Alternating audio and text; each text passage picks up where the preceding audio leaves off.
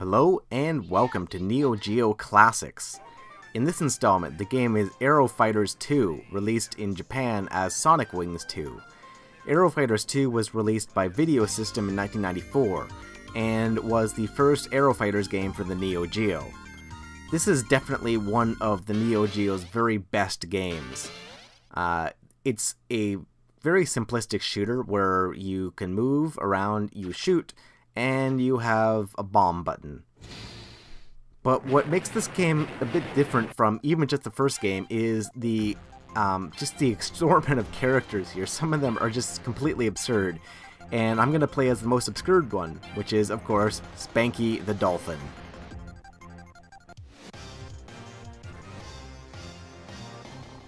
Yup.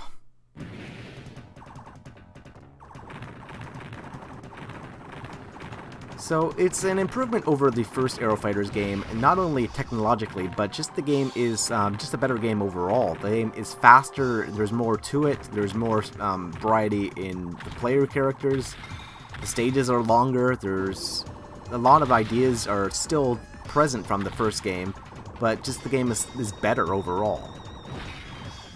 As it was available for the MVS originally, the game does not have any turbo fire support, so when you're firing, you have to constantly hold down the button. So that's just something I should mention right off the bat.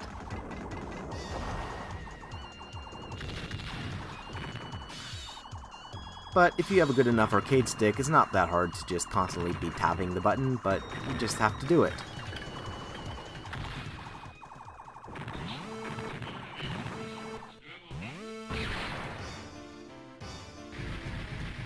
Love it, Super Kyoto Station.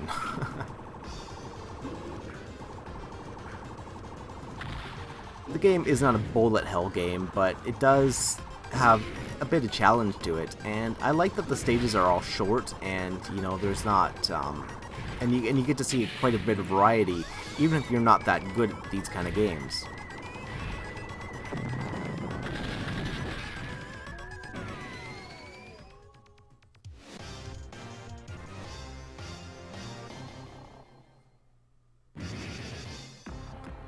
Notice he said frying over the jungle. That might just be English because, you know, the Japanese don't really have an L sound, and so everything is R's to them. So they could just say they meant flying, but they typed frying.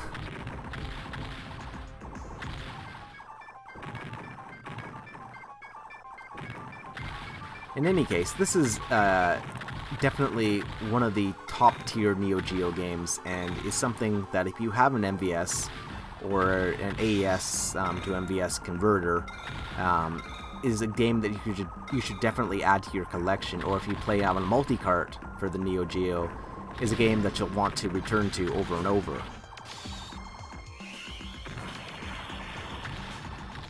Using the bomb will make you invincible for a second, so it's a good idea to use it if you're going to be killed. Because the bombs won't do you much good if you're dead.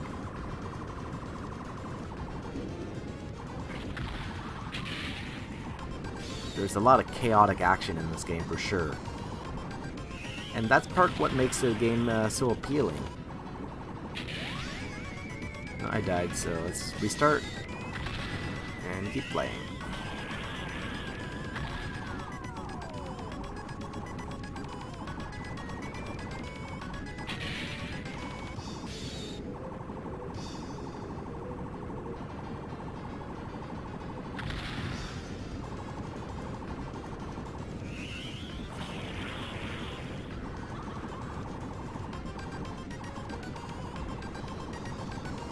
Boom.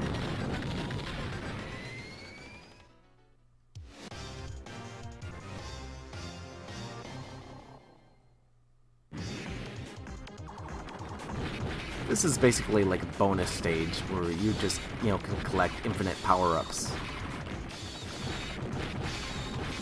It kind of reminds me of that one boss in Gokujo Parodius where the boss is just a giant option and it keeps spitting out power-ups.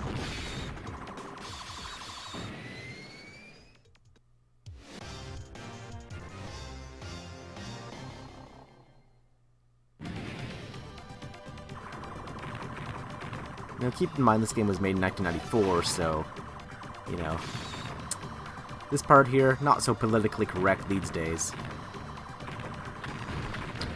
Yeesh.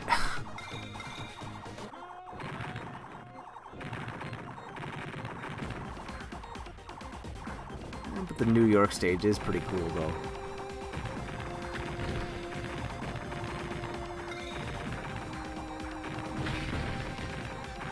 There's Central Park.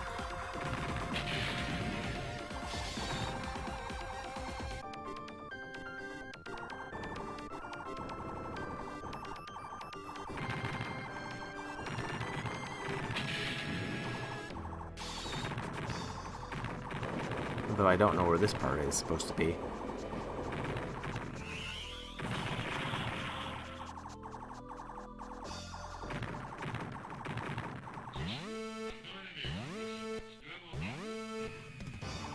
But you can't have a stage that's pretty short and pretty cool without another giant boss. So what I always like to do with these kind of bosses is target a specific spot of them and then take out that one part and then go and take out the adjacent part.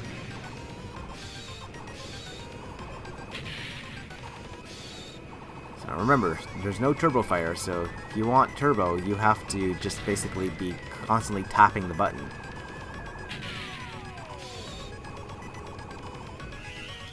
And that's why using Sanwa or Samitsu buttons are preferable to, you know, some cheaper brand. Well anyway guys, thanks for watching. If you have any questions, let me know, and I'll see you guys next time.